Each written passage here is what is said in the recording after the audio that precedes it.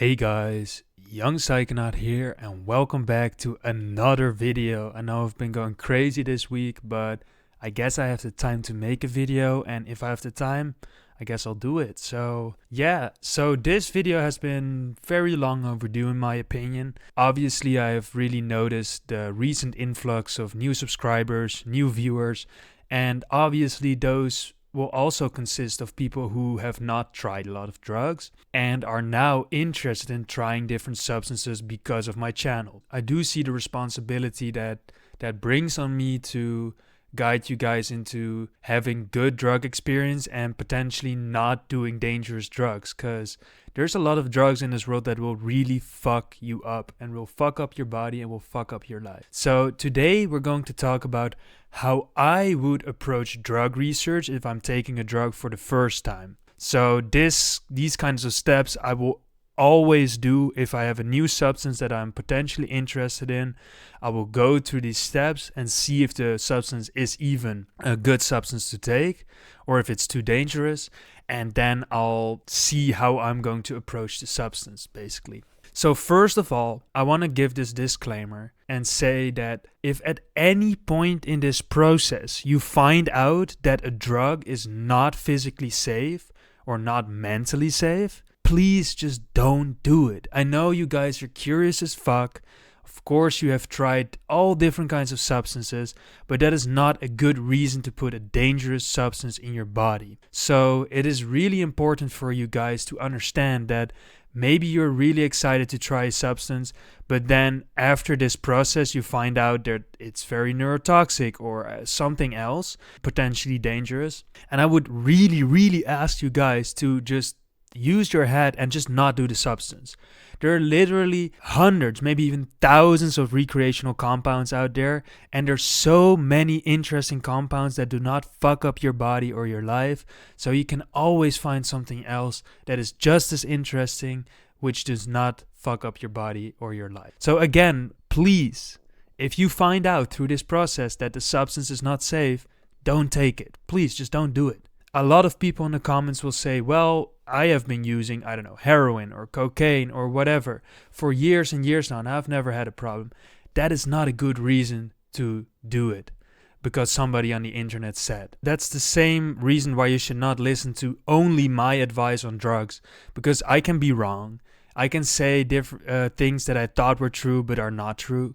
So please do not just listen to people on the internet for drug advice. Please just follow these steps and find out for yourself if the drug is safe enough to try.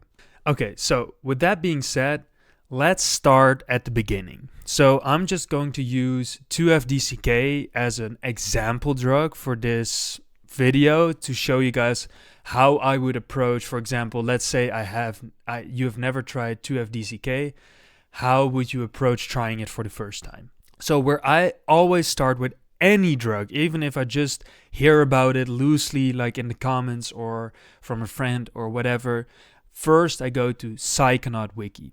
I cannot state enough how amazing this website is when it comes to drug research. So first of all, if you get to the Psychonaut Wiki of the drug you want to see, first of all, there's a whole story about the drug. It often describes which class it belongs to, what kind of pharmacokinetics it has. So, for example, the 2-FDCK is thought to act as an NMDA receptor antagonist. And then you have this panel here on the right, and this is basically your information panel. So here you will see the structure of the molecule.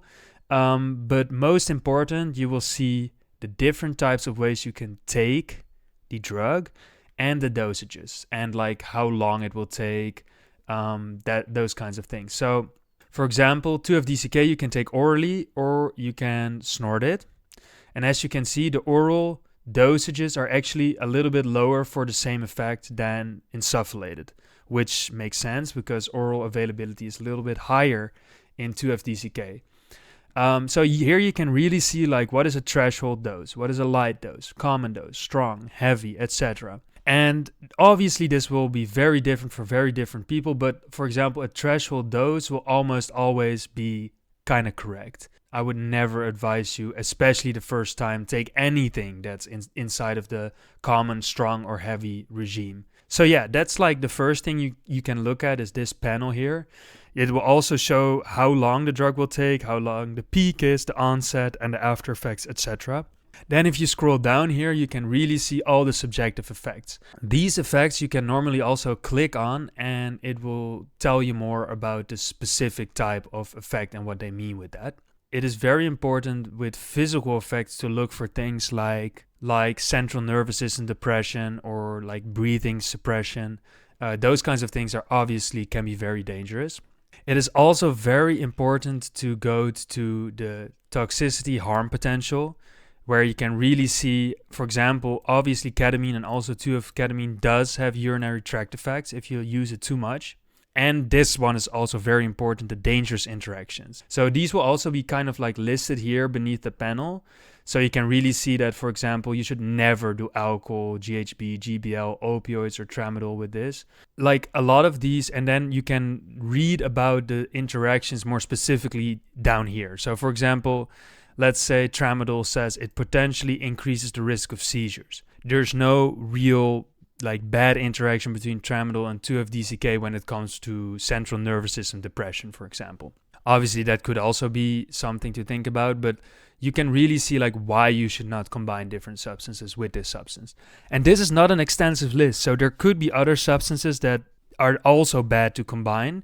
So really think also logically about, like, let's say you're taking 2 different depressants. That is always a very dangerous combination, because if they both can suppress your breathing, then obviously together that effect will be more pronounced. So this is really the first page that I would go to when researching any drug, because it really does have the most accurate information together in one page.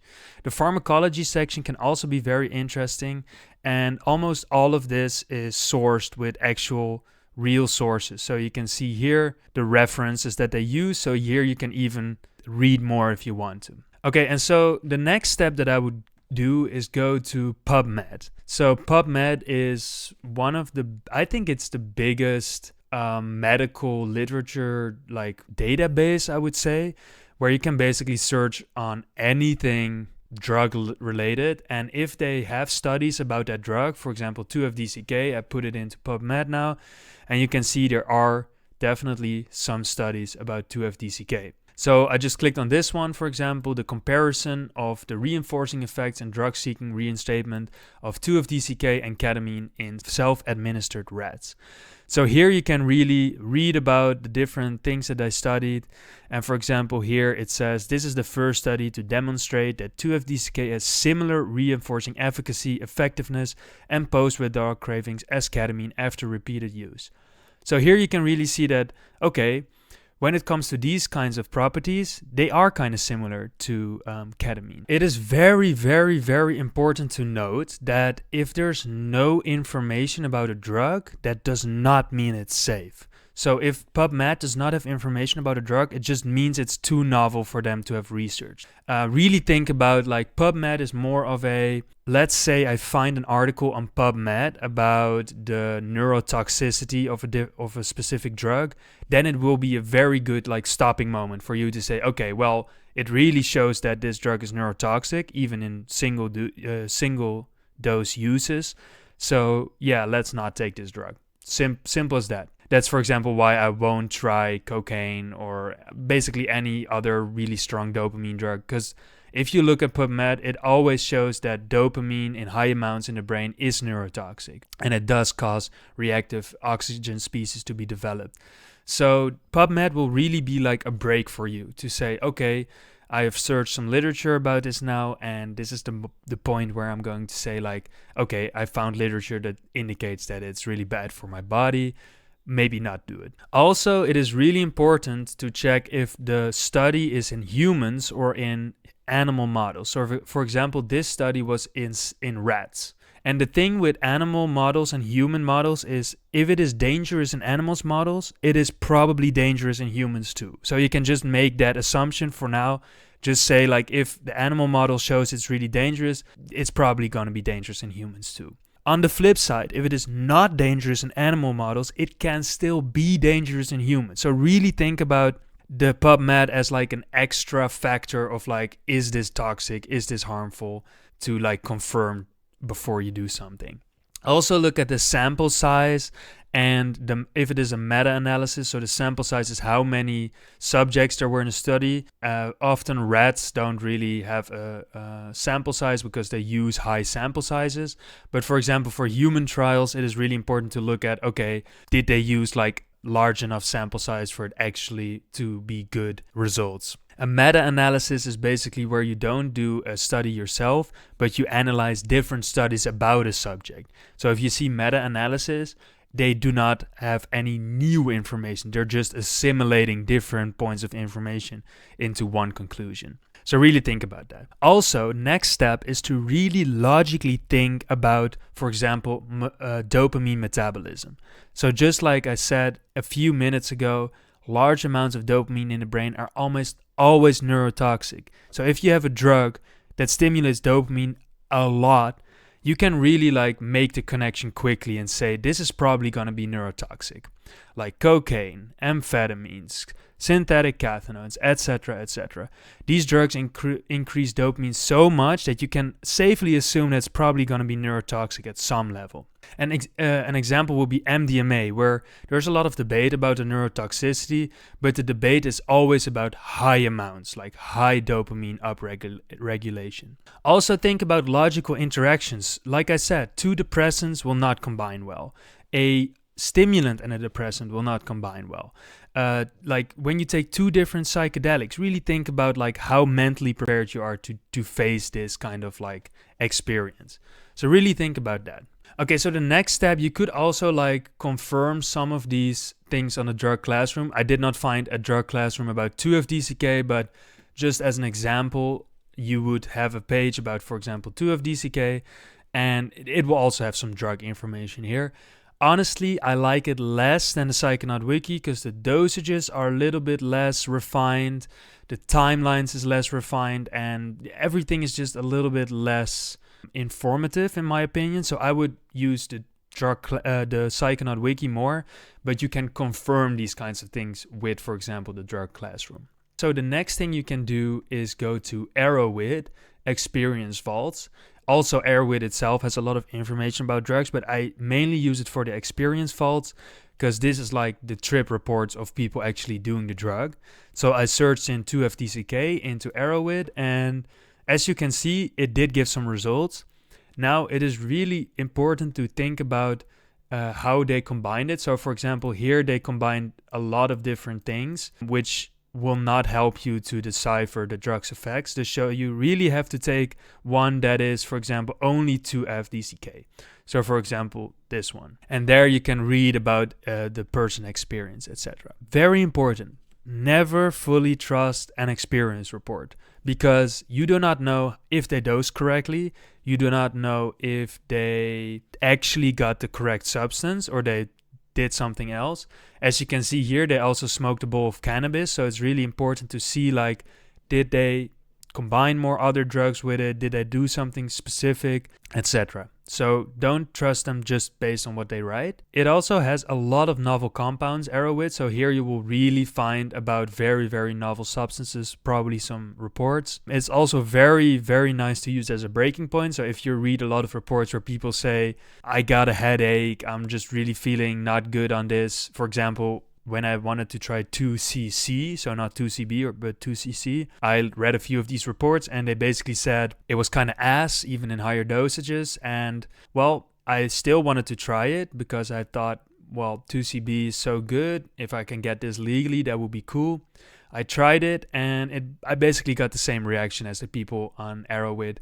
Just a little headache, not really any entactogenic effects, like really shitty visuals. So this can be a very good breaking point for yourself to say, okay, well, a lot of people experience bad things on this, maybe not do it. Okay, so the next part is very important. It is how to use AI to find more about drugs.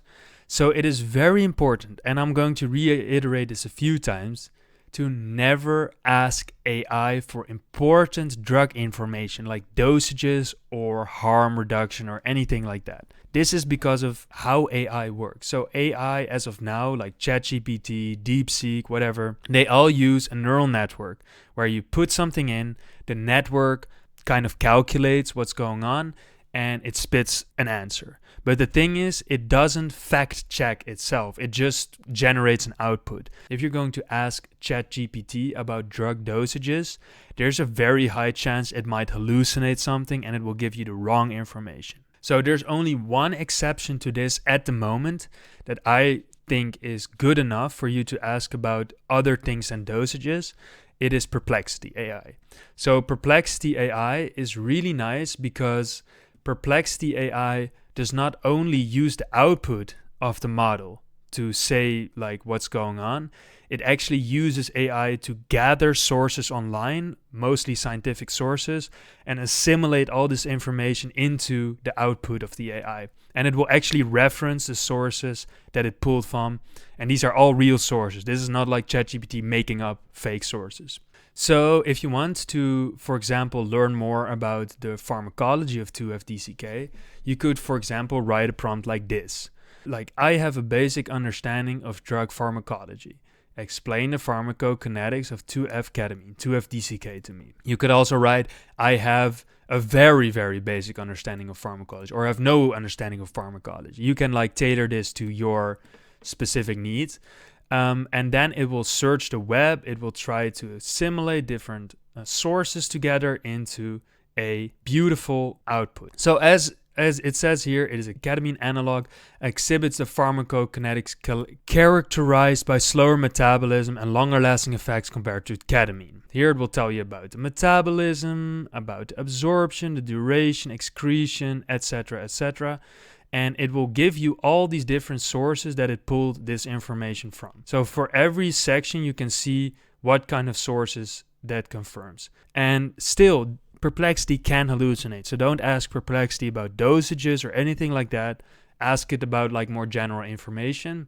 You can even ask it like, can you explain more about this or that? Or maybe you can ask it to explain about this metabolism pathway or whatever. And you can also click on the sources and it will go to the source itself. Obviously, for example, Wikipedia will be less good of a source than, for example, something like this, where it's a PubMed article. Use Perplexity if you want to use AI for drugs. But yeah, don't go into ChatGPT and ask about important and potentially dangerous things like drugs, because you can really fuck yourself up. Because again, these neural networks, these models, they can hallucinate whatever they want. So it can give you like totally inaccurate dosages or totally inaccurate information. It is also very important for you, and this is just a general thing that I'm going to say, is think about how likely the drug is to be contaminated. So for example, in the US, street drugs are just more contaminated than, for example, in the Netherlands. There's a lot of research about this, and it just seems like that in some countries, dealers just cut things more. For example, street drugs are more likely to be contaminated than non-street drugs. So, for example, countries like the US, Canada, they have way more fentanyl spiking problems. Research chemicals that you can get online often have a little less risk than street drugs, because the online pharmacy has basically no incentive to spike your substance because it will just lose a customer. So I'm not saying research chemicals that you get online are safe. I'm saying they can be safer than something you get from the street, for example. I also think about like the drugs that are mostly cut. So for example, heroin will have more chance of fentanyl being cut in it than ketamine, for example. This may not be a good way to see if something is dangerous or not, but it will give you an indication. Like for example, if you get, I don't know, something from the street like a methamphetamine, there's a very high chance that it's also being cut because it is just a drug that is being cut a lot. So really think about every drug being at the risk of being cut. The only thing that you can get where you 100% know, for sure know it's not going to be cut, is a actual prescription pharmacological agent, like a prescription opioid or even over-the-counter DXM. If you have a pure DXM formulation, you will be sure to not have anything else cut in it. But I mean, yeah, if you are going to buy prescription drugs on the street, again, there's a chance that it's not actual prescription drugs and it's like pressed shit with fentanyl in it, for example. So really also think about like how risky is it for me to get this drug and there will be something else in it. And obviously you can test it. Hamilton talked about this also a little bit, but testing strips can be very deceiving because if you do it a little bit wrong, it can give you a totally false outcome. So then maybe you think it's safe when it's not. So it's better to have it actually tested in a laboratory. Obviously, a lot of people do not have access to this, but if you can, you should test it in a laboratory. And again, like if at any point in this investigation you find out that your drug is dangerous or harmful, please don't do it. There's so many other fun drugs. You don't have to do it, even if you're really curious. Okay, so now you have decided that the drug is safe enough for you to try. So how would you continue then? Then I would really go back to Psychonaut Wiki and look at the dosages again. Think about how you want to take the drug. I personally think that oral is the best way to take a drug for your body. So if you can take it orally, I would say take it orally. If you can snort it, that would be the next best thing. But if your drug needs to be smoked at some point, I would honestly say like maybe think about it twice. But okay, you have decided you're going to try it. It's safe enough. So for dosages, there's two options. Either you have never tried the drug class before. So for example, this is the first time you're trying an acrylcyclohexylamine. So if it is the first time you're trying this drug class, or like you didn't try similar drugs, I would really start very, very low. I would start at light to common dosages, maybe even just stick with light and just try it and see what's up. Don't really go into the first time thinking that you're gonna have like a really big experience or trip. Use the first time really to gather like information about how you respond to this substance. Make it your effort to have a real trip the second time you try the drug. So the first time you can just get a light response. You can see, do I like this headspace? Do I like the effects? Am I allergic even? That some people can be allergic to different drugs. So trying a very small amount will guarantee more safety for you. And yeah, so if you are familiar with the drug class and you have tried, for example, ketamine before and you want to try 2-FDCK, you can go a little higher. I would start at like common range, not strong. I would definitely start at below strong. So like the beginning of the common range is, I think, very good for you to start at. Yeah, just again, try it one time, see if you really like it, and then you can go a little bit more the next time. Or for something that doesn't take very long, like 2-FDCK takes about 4 or 5 hours. Like if you have a whole day, you can obviously try a little bit more later in the day. But really think about like not doing too much on your first time. Also, another tip is never combine substances on the first time. Even like with weed, I would try to not smoke weed when trying a substance for the first time. And then like after an hour of really feeling the effects of the substance, I can think about maybe trying some weed if the situation is there. But I would say do not combine the first time you're trying something. There's just too many unpredictable variables. You don't really know if you like the drug itself because it is a combination, so the effect will be different. And it could be potentially dangerous to combine things. Please don't do it. Just take the drug on its own, low dose, really try to make it as safe as possible. Now, it's also very important to not let your friends or me tell you something about dosages or safety, because I can be wrong, your friends can be wrong. Even though they did it 100 times, they can believe in urban myths. I can believe in urban myths. Always do your own extended research like I just laid out. Look at Psychonaut Wiki, look at PubMed, look at Arrowwid, Drug Classroom. Maybe even try to find YouTube videos about people that tried it, etc., etc. Get as much information before you try something. Also, yeah, just don't do it if you find out that it's not good. So the last thing is the set and the setting. And I would definitely say do the drug the first time in the comfort of your own home, not a festival or a party or anything like that. You will not be able to really gather the information about how the drug affects you because of what's going on around you.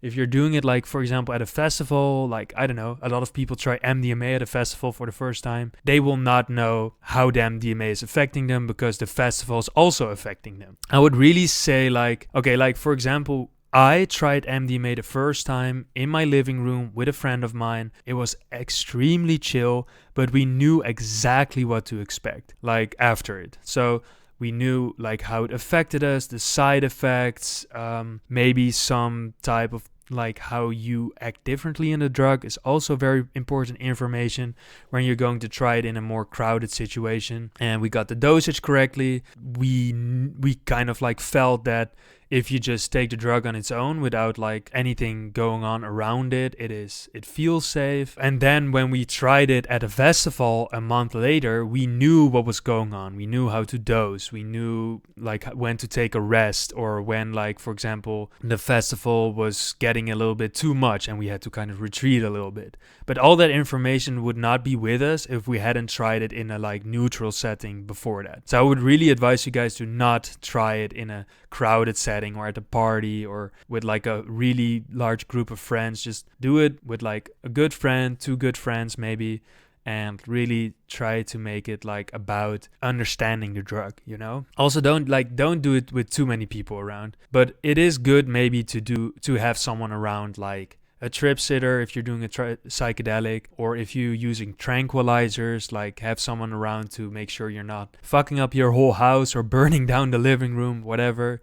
So yeah, that's really important. Also, another thing is that think about like the duration and the after effects, or like potential dips you can have. So if you have an important meeting tomorrow, or you have an exam tomorrow, don't do a substance for the first time that night. Like, that's just not, you're setting yourself up for failure. You're self-sabotaging. Do it when you maybe have like a week off or a few days off, or you don't have anything important tomorrow or the day after. And like drugs like MDMA will give you way more of a dip than, for example, DXM, which will give you more of like an afterglow, which can be positive for a lot of people. So really think about how your drug will affect you after you've taken a dose, to think about the best time that you can take it. Also, like, just remember to have fun and not take the experience too seriously. Especially on psychedelics, people sometimes, like, obviously you see all and think about all kinds of things that you've never seen or thought about before, but like, think about that you've just taken a substance. So it is very obvious that your mind space will be different. So don't take it too seriously, and don't go rush into buying things or talking to people or going online when you're trying drugs, because you don't know how you'll react to them, especially the first time. So yeah, this was kind of the video about how I would approach trying a drug for the first time. It is a very long video, and I would say it is very good to watch this whole video for harm reduction. And yeah, I hope you guys learned something from this. I really hope you don't try dangerous substances if you find out that they're dangerous. Yeah, your life is too important for you to fuck it up. Really, like, think about, is it worth it to take it? And if it's not, don't do it. I've tried a lot of drugs. I also didn't try a lot of drugs because I just found out that they were neurotoxic or really bad for your body or whatever. I hope that with these tips you can make a more informed decision about potentially trying a substance. And yeah, I hope you guys learned something, and I'll see you in the next one.